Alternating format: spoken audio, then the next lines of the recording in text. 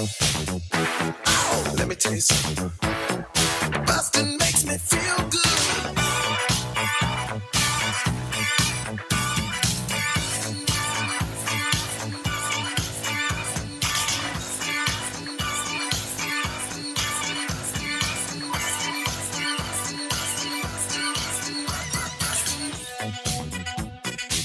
Hello, everybody. Welcome to Blockbusting, the podcast where we love to hate the movies. I'm your host, Jay Light. Joining me today, Michael Blaustein. Hey, Blau. Blau. Blau. Here's the thing about Blau. It's Stein, right? Blaustein. You said Steen. Oh. I don't care. Okay. I'm one of those people that don't care, and I think I'm one of those people. I feel like you always should not care. I feel like when people get upset that they mispronounce people's name, that makes me angry. More angry than the movie that we're about to talk about. When people get upset that people mispronounce your name. I think the easy way to correct someone's pronunciation of the name is the way you did it just now, which is just say the way it's supposed to be correctly said. Right. And then now I know, oh, it's Blaustein. Yeah. And now I'm never going to say it the other way. Yeah, you shouldn't. You shouldn't. But also, if you did, I wouldn't care. Okay. Because I'm a human being. And when people get upset that you mispronounce their name, hey, man, I just met you. Yeah. You've had your name for 25 years. I just met you right now. So why are you going to get upset as if I knew exactly how to pronounce your name and I was doing it against your wishes? Right. I don't know how to pronounce your name. See, this is a problem I've literally never run into. So Yeah, your name is Jay Leet, and of course you never pronounce exactly. it differently. Jay Super Leet. That's my middle name. Well, speaking of movies that you hate, less than name pronunciations. Oh, God. This is an interesting pick. We've never had anything in this franchise before. Really? Amazingly enough. How? Because it kind of has turned around and become a beloved franchise.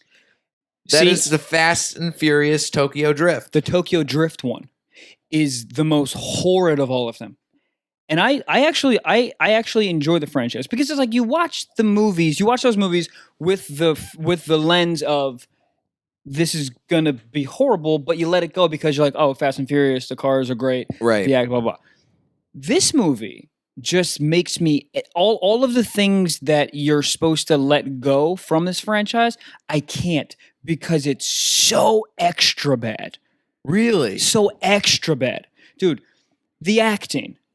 I let all the acting go in all of these movies. It's fine. It's an action movie. But it's so fucking bad in this one. You saw it? I saw it. Okay. I watched it. How are you not like on board already? How are you not yelling with me? Because I went into it with the lens of this is going to be a dumb movie.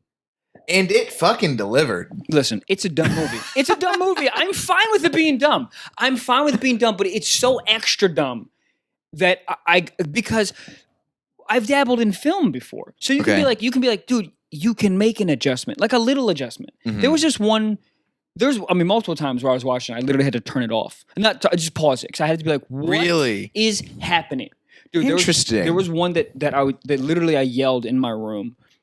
There was one moment where the lead girl, I don't know her name. The Australian chick. The Australian chick. Thank you. The Australian chick.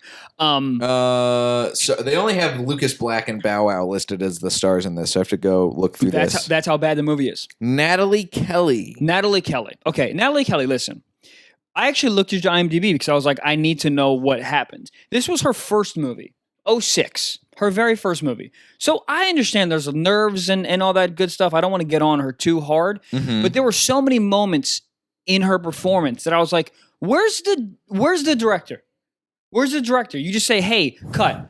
Listen, miss, why don't we do it like this? Why don't we do it like this? There was no, she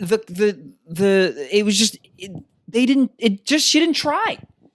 There was one moment where she goes, 0 for 1 cowboy. That's the line. First of all, cut the line. We don't need the line. Worst line I've ever heard in my life. But then she just she delivered all her dialogue as if she was coming. That's what made me angry. I mean, you're not wrong. Thank you. Because she's so clearly the eye candy. Yes. Who you're paying attention to. She's wearing short shorts and short skirts the entire movie. The entire movie. Wearing hair that if by the way, just a point of order, the one thing that did really bother me about this movie Here we go. is that we're supposed to be watching high schoolers. These are all 17-year-olds. Yes. This movie is doing a real hell of a job trying to sexualize 17-year-olds, like the entire running time of this movie. You know what? Didn't even think about that. That's a great point. Yeah. You know where I thought you were going, which also made me angry? The fact that Lucas Black looks like a 30-year-old man. He's 46 years old in this movie. He's so old. They were just like, all right, look, we'll give him a backpack, we'll give him some lockers. Right. And contextually, they'll just be like, he's supposed to be 17 or 18. It's so crazy to me that they made the choice for him to have a shaved head. The easy way for him to look older is give him long, like, surfer hair. Give him bangs. Yeah. Anyone with bangs looks younger. But they shaved his head. He has a full beard. He has a strong jawline. Strong jaw, dude. He took his shirt off. He's got stubble. The entire movie. So much stubble, dude. He took off his shirt. And you're like, oh, you have a dad bod. You have a dad bod and you're supposed to be 17, 18. Mm-hmm. It's like every facet of this person, you cannot be this young. He has a dad bod in that he also looks like the guy who's playing his dad in this movie. Dude, he looks closer in age to the dad that's playing the movie than anyone else in the movie. It's like they both went in to play the dad, and then he was like, in the audition room. You know what? You look like you could be at least just a little bit younger than this guy. Let's make him. Dude. Let's make you the son. Everyone was so bad. Lucas Black, he was in what's that football movie where he was the quarterback? Friday Night Lights? Thank you, sir. Is he in Friday Night Lights? He was a Friday Night Lights quarterback. What's up, Cat? He was in a Friday Night Lights quarterback, or he was. And honestly, I thought he was fine in it. I really do. I really thought he was fine in it. But this one, he was so out of place, and maybe that was the point because he was in like Tokyo and he's supposed to be this like dude with an accent or something. Right. But I feel like the accent was extra. Well, he's already out of place. He's out of place. The whole movie, he's a fish out of water. Right. Yeah, that's the point. Because the very beginning of the movie, he's like this guy who's getting, the first thing you see happening to him is him getting patted down. Right. And then, oh, be careful. Watch out. He's going to drink your water. That's okay. That's our cat. Sorry. That's an Edgar warning. I should have given you that heads up beforehand. Edgar loves his water? Edgar loves to drink water out of cups. Out of specifically my cup or just cups in general? Out of just cups in general. Dude, he likes liquids. He might go for my caffeinated beverage over here in a sec, but he's a real scoundrel. Do you think Edgar, if Edgar drank your drink, he would turn to a different type of cat? Because there's like a lot of caffeine. Yeah, he would be. He would morph into like an Incredible Hulk style cat. He would turn the same color as this pink beverage that I'm drinking right now. Then let her drink that, or let him. If you're watching this episode on YouTube, you can see this thing that I'm putting into my mouth. It doesn't look. It looks like it. Yeah, it looks like you're sponsored by breast cancer awareness. Is what it looks like. This is, and ironically enough, it's going to give me cancer later on. Is that what it's gonna? Carcinogens. It's the newest energy drink, dude. Isn't it funny that like, because are you addicted to caffeine, like heavily? Not heavily. Oof. I definitely drink. I've actively tried to cut down, but I did used to drink a lot of coffee. How's the cut down feeling? Fine. It's not so bad. It's been a while since I cut down. Now I really have tried to mitigate it to like absolute maximum of 3 cups or caffeinated beverages a day. Okay. 2 cups a day is my baseline for the most part. Yeah, 2 is like, I mean, 2 is how I wake up. And then it just goes downhill. Then it's just like a free for all. I'm doing 5-hour energies. Damn. I'm doing just espresso. I have an espresso machine at my house, which is just a horrible idea for someone who loves caffeine. Oh yeah, see, that's the one thing that I want so bad next to have, because I already have a good little coffee setup, but I don't want to have an espresso machine in my house. I know that would be bad. It's bad. It's nice to have to walk somewhere to go get an espresso. That, and also coffee takes a little longer. Mm-hmm. Espresso, you literally just like put the espresso in the thing, you shut it, you wait 1 minute, and bang. At least coffee takes a little bit. It's like a process. Right. Espresso, there's no process. 2 minutes, you have another double espresso. Oh, you want another one? 2 minutes. It's not good. It's not good. That drink right there, that caffeinated thing, that looks horrendous. It's very tasty though. It is. It's like fruit punch. What else is in there? You don't know. See, that's the thing. I do. It's got an ingredients list on the back. Did you read all of the ingredients? Yes. Do you know what they mean? Yes. Okay, because I'm impressed because I read do the my back of research. things. Oh, really? Because now it's like, well, okay. I forget. How old are you? 29 or about to be 30. Okay. So you understand this because I'm about to be 29. Our bodies have already started to break down. Yeah. Right. So now the way that's manifesting is like I am having to pay a lot more attention to what I eat Okay. because I know that my family is predisposed for like shit like diabetes. Oh shit. And obesity and high blood pressure. Oh. So I have to pay attention to make sure that I'm not putting in too much added extra shit that's going to make my body worse. Yeah. Because, I mean, I look at pictures of my dad. My dad used to be in the Navy. My dad used to be like my size. Yeah. My dad is no longer my size. What does he look like? He is a large man. Oh. And not height-wise. Oh, we're just talking circumference. Rotundness. Yeah. Yeah. What do you think happened? Do you think he just He's got a couple of dad bods. just all morphed into one? Yeah. Like the Stranger Things thing. They all just fucking Yeah, come a in together? demogorgon of dad bods. Oof. I really want to see a picture. I'll show you one after the podcast. Okay. I'll show you one. Okay. But what do you think happened? Do you think he just was he one of those things where he was in shape and then he just got a little older and then got like an office job and just like ate pizza for breakfast, lunch, and dinner? Sort of. I mean, he's a surgeon, so his hours are a little nutty anyway when he was still working a lot more. And you can't eat well when you have insane work hours unless you really do your part to like meal prep and plan shit out. Right. It's way harder to eat at a decent diet if you work an insane. It's like the same thing. I feel the thing it manifests in for me is eating out late when I'm like on the road or out running around doing shows because it's so easy to forget to eat dinner and then you're like, oh fuck, well I'll just go pop through McDonald's or Raising Cane's or something. Yeah, because my thing is like my body's not great at registering that it's hungry. Mm-hmm. It's great at registering that it's fucking starving. Right. Do you know what I mean? Yep. So like I don't, and then all of a sudden I'm like, oh, I'm shaking. Mm-hmm. I need to eat. And then if it's 11:30, what am I going to do? Cook a chicken? No. I'm going to go to Wendy's. Right. 5 for $5. Yeah. Why not? Get the biggie bag. What's that? It's the 5 for $5 with a larger. It's a better version of the burger. Shut your mouth. Yeah. You just changed my life for the better and for the worse. I'm here to help. Oh man. I heard they're bringing spicy nuggets back at Wendy's. Shut your mouth. Nope. What? I'm more excited about that than the new iPhone. I'm so excited about the spicy nuggets. I'm more excited about the spicy nuggets than I am about Fast and Furious presents Hobbs and Shaw. What do you, oh, That's what I call. Look, that's what I call a transition. That's what I call tying it all back. That. What are you, a host of a podcast? What? Get out of town. We never even talked about this movie and where it lists and where it features because if you haven't seen it, it's the third in the franchise. It's a 2006. I didn't notice this. American and German co-production. What? It is the third installment in the Fast and the Furious franchise, but it takes place almost at the end of the franchise. Because, so when they made Fast and Furious Tokyo Drift, it obviously had the Fast and the Furious. Yes. And then Too Fast, Too Furious. Yes. Among the all-time great sequel naming, Too Fast, Too Furious. It's one of those things. Great. It's one of those things to me when I look at it and I go, ugh. And then you say it out loud, you go, no, I really like it. Yeah, it's great. Yeah. So then Fast and Furious Tokyo Drift came about because they're like, well, obviously we're going to keep making this car driving franchise as long as we can.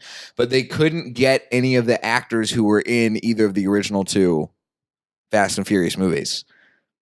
And Universal was like, I mean, we gotta ride this wave while it's hot. Yeah. We gotta do it. Yeah. And so they decided to just write another movie about cars. And we're like, we're gonna just sort of make it part of the Fast and Furious franchise. And that's why it doesn't feature anybody from the original thing until, first of all, very end you get the Dom Toretto cameo, right. which is like, oh, perfect. And then they finally retcon it at the end of Furious 6, I think, or Fast 5. And then they finally that's when they loop in Jason Statham. Right. Deckard Shaw. Right. Great. By the way, there is no better naming characters than the Fast and the Furious franchise. There's really not. I really need to watch. I've only seen Fast and the Furious. I've seen Tokyo Drift, and I've seen The Fate of the Furious. I don't know if I've seen The Fate of the Furious. I haven't Fate seen of them the all. Furious is great. I know I haven't seen them all. Fate of the Furious. Oh man, if you liked Characters like Dominic Toretto. Okay. I And- love Dominic Toretto. Ronald Hobbs, I think is his name, and Deckard Shaw. Ronald, I'm gonna be honest, dude. That's the weakest one so far. I think his name. It might be somebody else. Ronald. It might not be Ronald. I might be completely wrong here. Okay, The Fate of the Furious. Here we go. Yeah. Chris Ludacris Bridges. All right, Luke Hobbs. Excuse me, Luke Hobbs. There we go. That's way better. Luke Cobbs. Luke Hobbs. Oh, Luke Hobbs. Yep. Oof, that sounds like a central fielder for the Mets or a Fast and Furious driver. This includes Kurt Russell as Mr. Nobody. Kurt Russell is in And this? Charlize Theron as Cypher. Yeah. Kurt Russell's in a Fast and Furious. He's in The Fate of the Furious. No, he's not. Yeah, he is he is. the bad guy or Hobbs the bad guy? No, Hobbs is one of the good guys this time. They turn Hobbs in Fast 5, I think. This is And Mr. Nobody's a good guy. No, Mr. Nobody's a bad guy, excuse me. And Mr. Nobody is Kurt Russell. Yep. And then Charlize Theron is Cypher, a criminal mastermind and cyber terrorist. See, that's what I love about the beauty of the Fast and the Furious franchise is it Yeah. starts out normal and then it just gets fucking crazy. I feel like any long-served franchise gets insane. Right. Because there's nowhere to go. Tokyo Drifting started in you throw the Yakuza into Tokyo Drift. Yeah. The Yakuza, Tokyo drifting in parking garages, people getting like beaten to death, and car crashes. Can I say one thing? I'm so sorry to interrupt you. Say a thing. Too much drifting.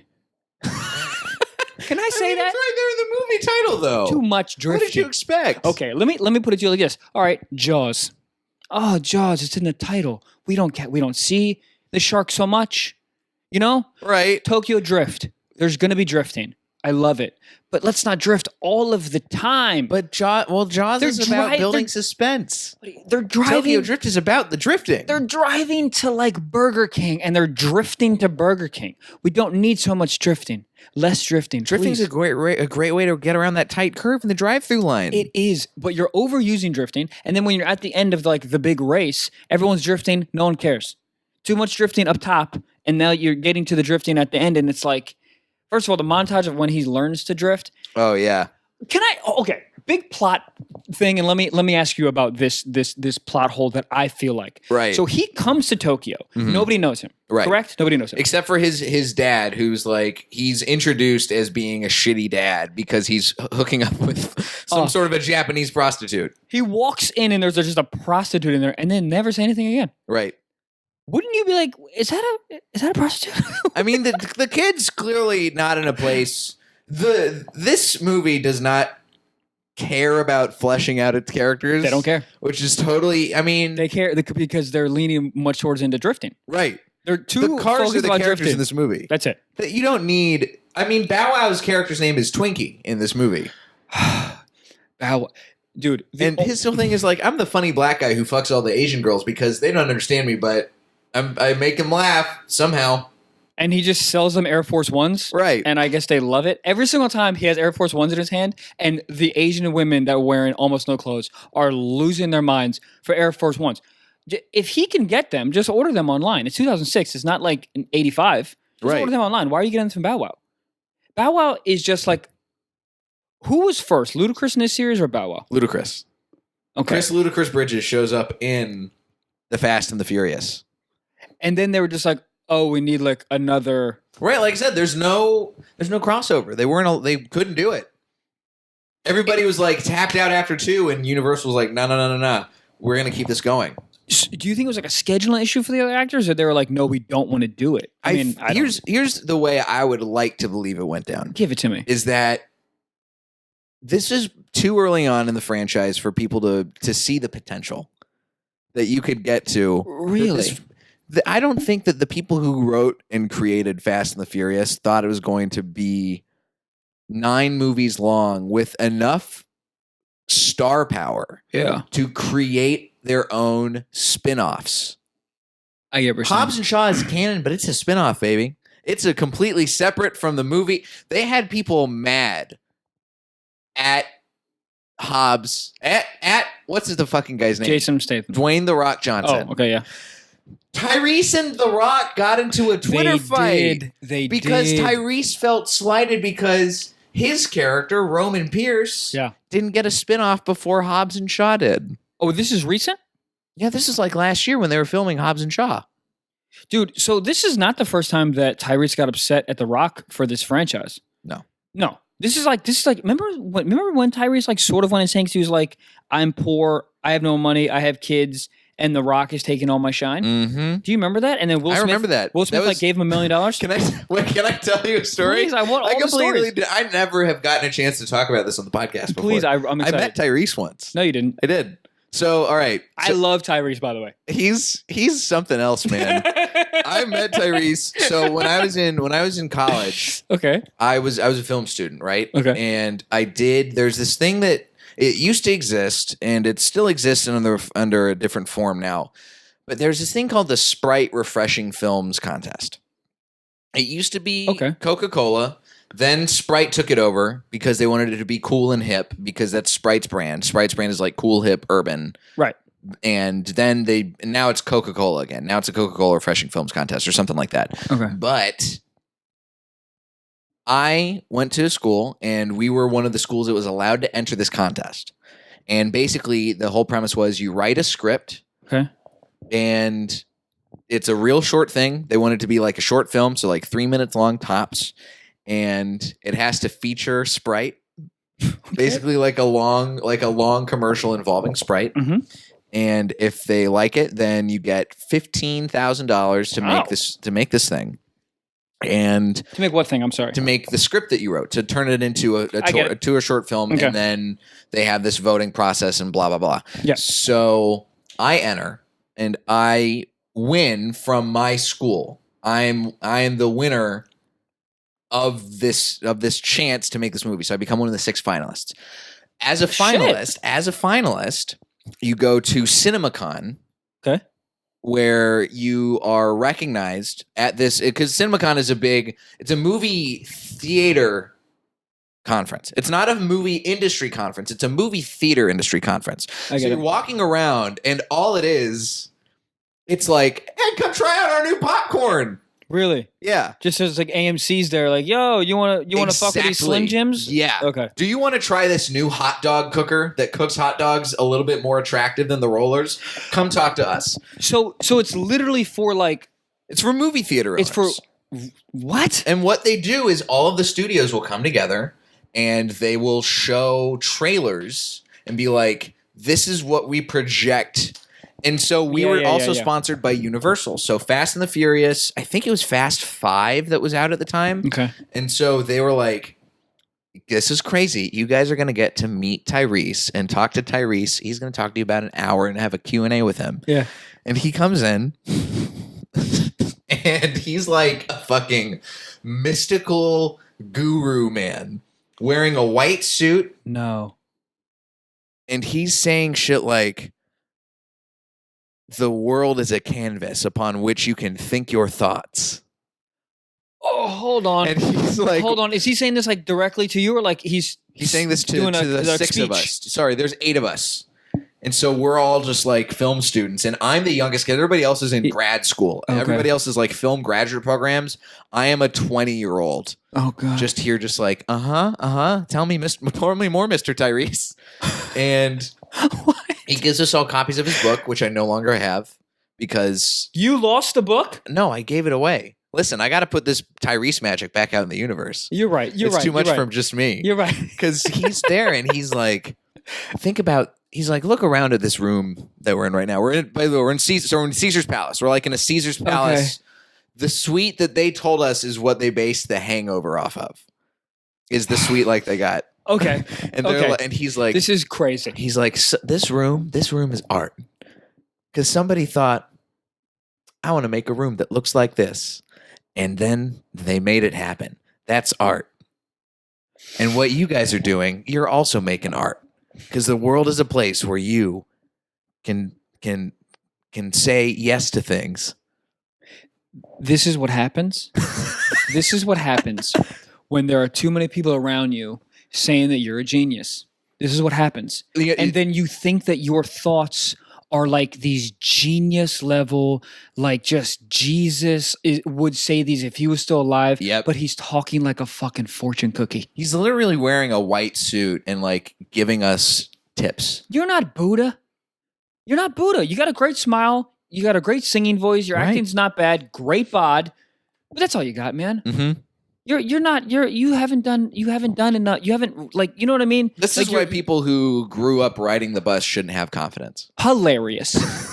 Hilarious. What happens. That's what happens. Because then then you start believing it, and then you write like a mystical Bible. And Was that his God, book? hold on, let Was me that look up his the book, name of dude? his book. His book was like that.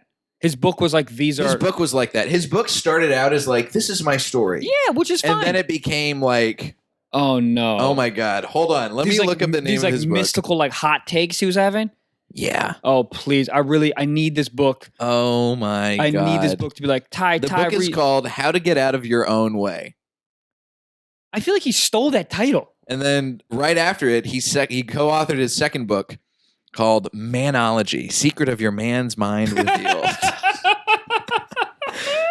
I'm sorry. Hold on, Manology, what was it? Manology what? Secrets of Your Man's Mind Revealed. Now he's a sex expert? He's with Rev Run. So it's about being a man in the modern world. What? And also how you can think. It's like his version of a Steve Harvey book. So what was that book? Act like a woman, act like a man. Think like a man. Think like a man. Think like a man. The funny thing is, the ironic thing is, he should have read his books before he got into a Twitter beef with everyone. Right. Because it sounds like he needs those books again. That was the thing. It's like, I remember meeting him, and I was just like, this guy's really like, he's clearly a big star, and like he's taking the time. Like, this is kind of cool. And everybody else in the group, because they were all like older, they're all like late 20s as opposed to early 20s like me. They're like, this guy's fucking bullshit. This guy's a fucking con artist. And I was like, no, he's so like, this is so cool.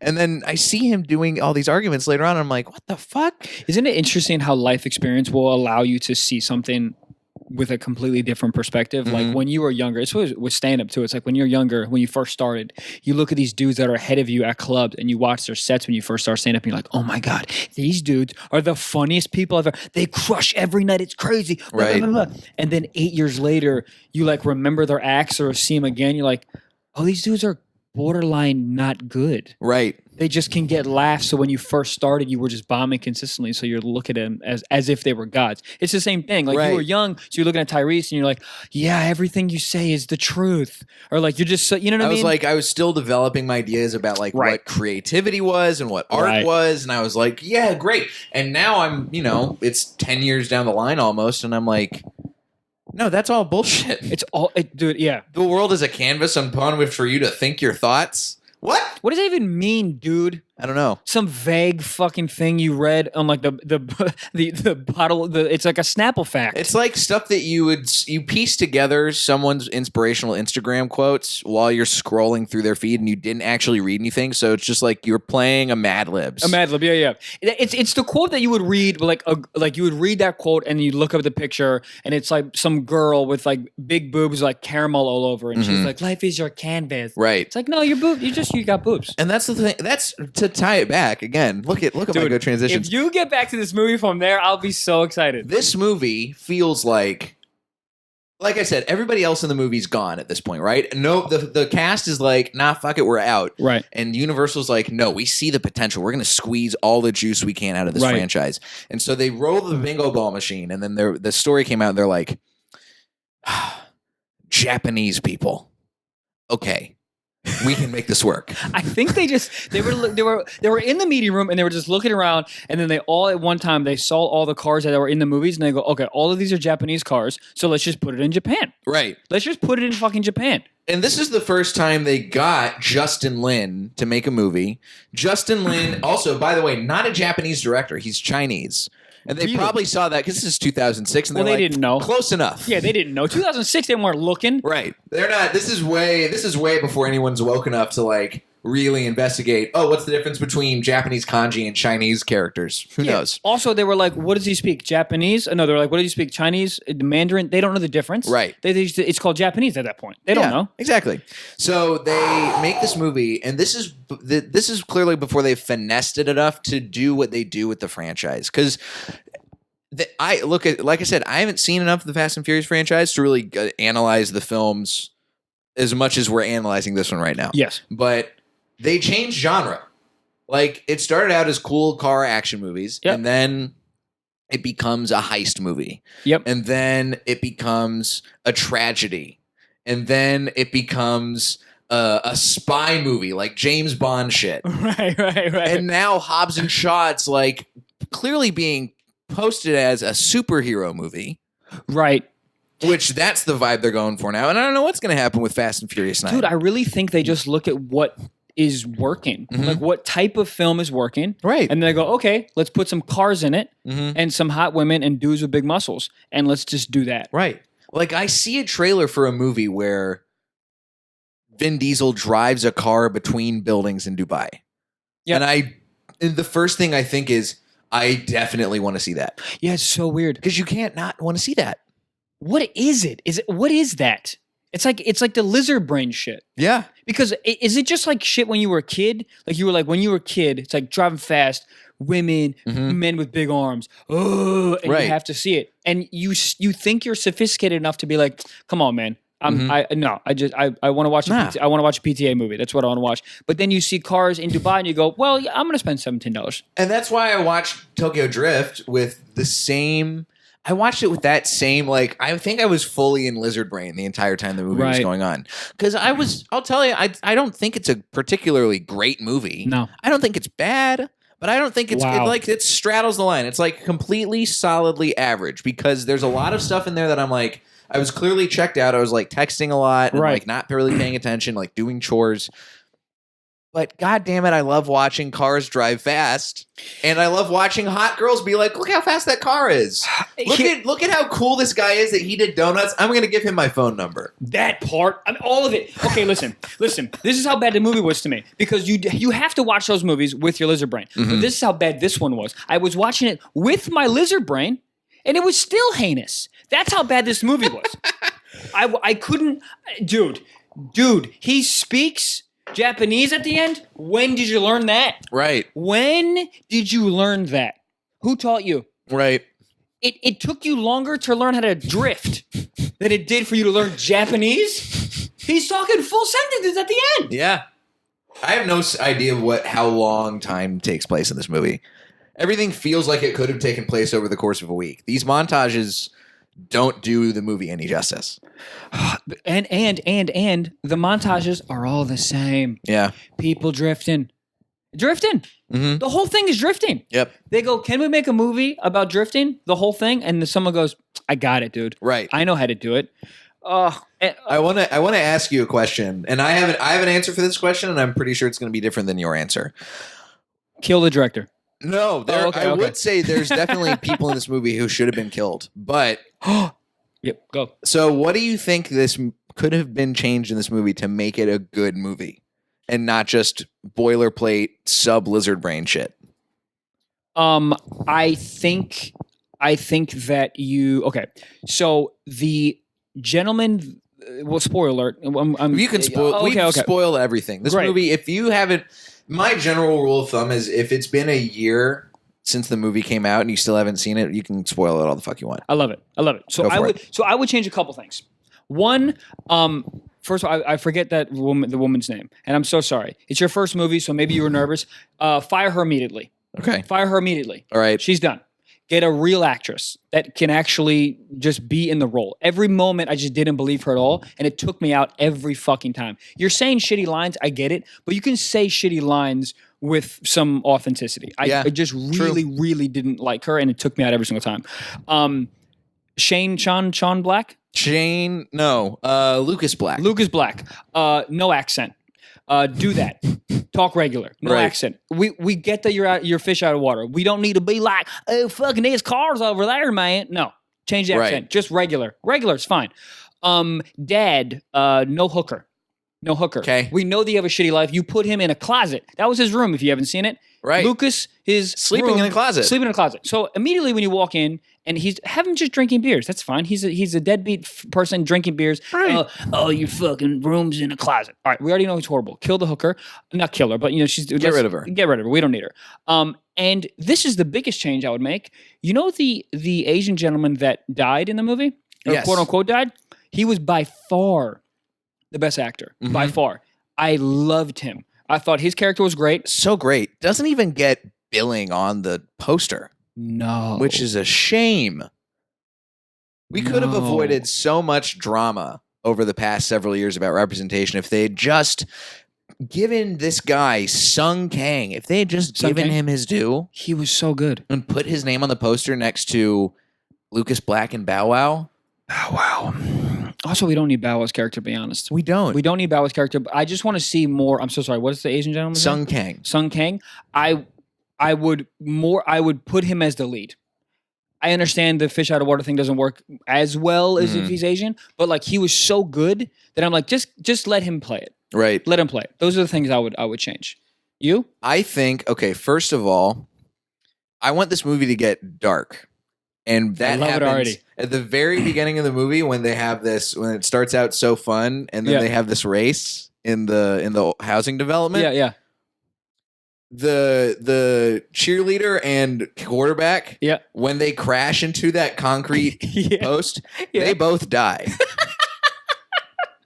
They should have died. And this movie takes a very different turn because then I think he still, everything else still happens in this movie basically the same. Like he gets he gets expelled from school or whatever, okay. and the mom also let's make it clear that the mom definitely blew that cop. 100%. That's left not explicit. Let's just a little bit. I know you got to keep PG-13. Just have her wiping her mouth. That's it. That's all you got to do. With a fine napkin. That's all. We don't need don't need a whole lot. like a hard wipe with a fine napkin. Also, I think she blew more than the I think she was a town hussy. Oh, I she think it certainly was. Yes. This is not the first time that she has had to spread her legs to keep her child from getting kicked out of town. Which is that's a good mom. Yeah, it's a good mom. It's a good mom. It's a good mom. She cares about her son. She loves her son. She loves her son. Yeah. No one will ever say that you don't care about your son. Right. Yeah. But if you have at the very beginning of the movie, instead of immediately going to the principal's office or whatever it was, the cop waiting room, the booking center, if you have them start out at a funeral. Oh wow. And it's I raced so good, but also these two young paragons of the community with rich parents died. This is dark. It gets dark. And then Dude. the darkness, Fast and the Furious, Schindler's List. because then he can. No, it's a very different guy. We go from train cars to regular cars in this movie. All the train cars have NOS. They're so Whoa, fast. whoa! This is not the kind of gas I was talking about.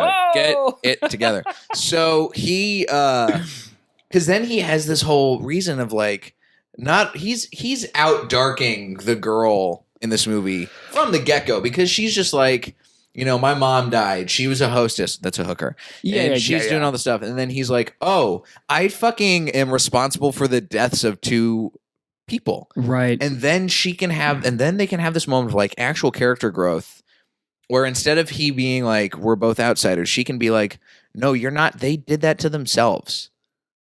Right. And then you care and you get to see him shed this darkness. It's backpack of grief. Right, exactly. Yeah. And then all of a sudden, that's when he figures out how to drift because then he's I don't want to go through that again. And then he's oh, I don't have to. As long as I'm good at driving these cars, I'm going to drift. That's it. And then when Sung Kang's character dies, it hits even harder. Right. I don't think that hit him hard enough at all, by the way. No, it didn't. He didn't give a shit. No, he's just you clearly get the paint by numbers Madlib's character growth of him being I gotta go finish and clean up my mess that I started, which is fine. That's perfect. That's all the character needed to do. That's the bare minimum. This movie is the bare minimum, and it's a shame because it's so early on in the franchise history that they didn't figure out how to take it to a 10. If this movie was actually placed in like chronological order of where it goes in the franchise, Right. Oh, this movie would be fucking like 5 stars. Yeah. Oscar nominated. Dude, because the environment is perfect. Yep. I think the setup is perfect. You pitch me this movie. You pitch it to me. Yeah. I'm on board. Please, of course. I'm super on board. Absolutely. But it's just the execution was so bleh. Also, dude, 2 other things I'd like to bring up. Bring them up. I don't know if this is the first time that this dude directed a film, but the angle choices that he was going for were just so bad. The coverage he was choosing was so bad. It was so like over the top and like corny. And I understand the franchise is about being like over the top, but like the choices, they were just like they were visually stupid to me. And yes, I understand that the movie is visually stupid. I get it. I fucking get it. I get it. This is not like a Spike Jonze film. I totally get it. Right. But like you can still do it with some type of finesse. Because all the other movies that he's directed, I think he's directed a bunch of them. They're all pretty good. I just think this is like early on in his career. Is it not? It's his 3rd movie. I was just looking at it. 3rd movie. This is his 3rd movie that he This is his 3rd directed. movie that he directed. Okay. And he's made his first movie was about criminals. It was about like kids in China. Sorry, I just want to make sure I get that right. Yeah. High school age Asian American. So it's American kids, Asian American kids who get caught up in a cascading series of petty and then serious crimes. And then he made Annapolis, starring our boy Tyrese. Oh, and James Franco. Yeah. Oh. And so then after that movie actually was not bad. Did you see it? I didn't see it, but It actually was not bad. I remember coming out, and then he made Fast and Furious Tokyo Drift.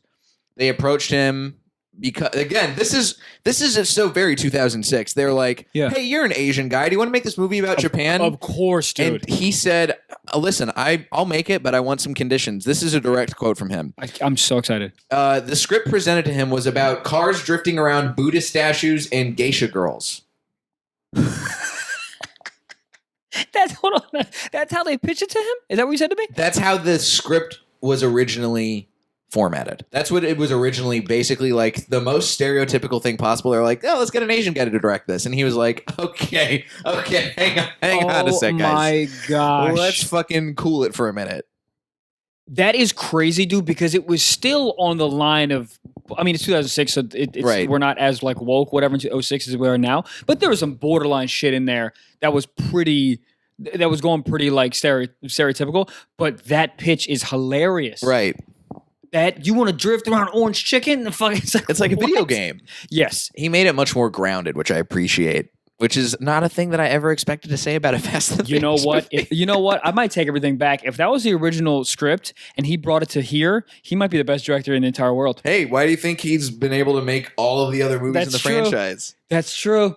Fuck, that quote might have just turned the whole thing around on me. Oh man. Well, what was the other thing you were going to bring up? Because we do got to wrap up. Okay, yeah. This is the last thing. Do you remember the iPod moment in the movie?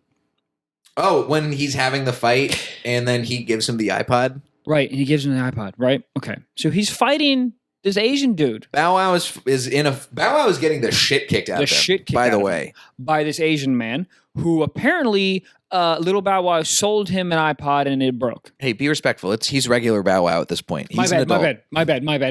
He's no longer a puppy. He's a full-grown dog. So full-grown Bow Wow. Sells him an iPod. It obviously doesn't work. So the Asian dude's fighting him because it doesn't work, right? Right. Then the Lucas Black, whatever, I can't remember his name. You got it right. Yeah. Okay, so Lucas Black comes in and says, "Stop fighting him. You take my iPod." And the Asian guy goes, "Thank you so much," and leaves. Okay. The Asian dude is he's wealthy. He's so darn wealthy. Mm-hmm. Why is he fighting someone for a $50 iPod? That thing just blew my mind. You have a car in the down there for $200,000. You have a car At minimum, and you're fighting a dude for an iPod that's $52. These are the little plot holes. I'm like, no one said this. You could have had something else. What if you sold him? What if you sold him $1,000 shoes or something and they were scuffed or they weren't real? Cool. But the iPod is so inexpensive. Bring up the Jordans. The Jordans. Why didn't they just bring up there's so many Jordans being sold in this movie. Thank you. Those are the little things that I'm like, can someone pay attention? No one was like, hey man, this kind of doesn't make sense because he's so wealthy. This really probably was Justin Lin saving the movie as much as he could because it sounds like there's a lot of he had to go in there probably and like clean up a lot of the script. And there's so much that just like little shit like that he was probably just like, you know what? Fuck it. We're just going to, I cannot save this movie any more than I already have. Because originally in the script, it was probably a ninja sword or something fucking really stereotypical. Right. Yeah. It was, who fucking knows, man? Yeah. God. Yeah, it's bad. It's bad. You didn't hate it as much as me, which is great. Again, it's not a good movie. I'm not going to sit here and lie and say that this is a good movie. It's not. No. But did I give it a thumbs up on Netflix after I watched it? You bet your ass I did. Wow. Because I enjoyed it. Even though it's for me, it hits the perfect spot of like 3 stars. Like I don't regret watching this movie. It definitely is not a good movie. Right. It's not a bad movie. It's fine. It's totally fine. My girl and I, and we have to wrap up. I understand. I'm going to say this and we'll wrap up. My girl and I have this thing that sometimes we do. We'll take melatonin and we will watch like a stupid movie. Okay. Like a stupid or a movie, right? So, and then we're like, all right, let's watch Tokyo Drift. This is the only reason this movie is even in my world. Right. And we started to watch it. 20 minutes in, both her and I were like, I can't. Yeah. On melatonin, making choices like that. It's a lot. So that's how I knew I hated this movie. It's a lot going on. It's a lot to pay attention to. But I'm glad you liked it. I'm glad that I feel like I maybe like tolerated it. It's pretty good. It's not good. It's fine. It's a fine movie. If you want to just kind of have something that's like cool in the background and you don't want to put on an album and you just want to listen to a pretty good soundtrack, put on Tokyo Drift. Okay. No complaints there. You got a little DJ Shadow right up at this jump. Oh my God. They play that Tokyo song twice. I don't know. I'm going to look at the soundtrack for this movie. I'm going to listen to that when I drive to work as soon as we finish recording.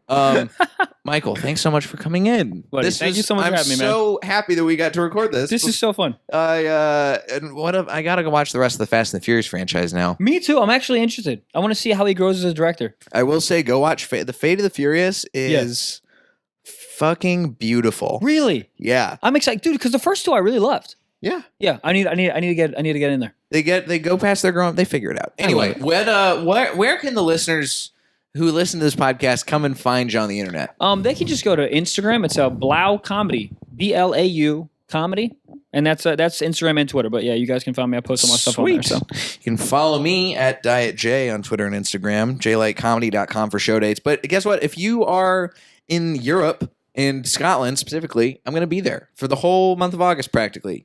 The Edinburgh Fringe Festival, August 1st through 25th, 11:45 p.m. every night at the Place Hotel. Come check out as I do my hour, and it's going to be a lot of fun. Check them out right now.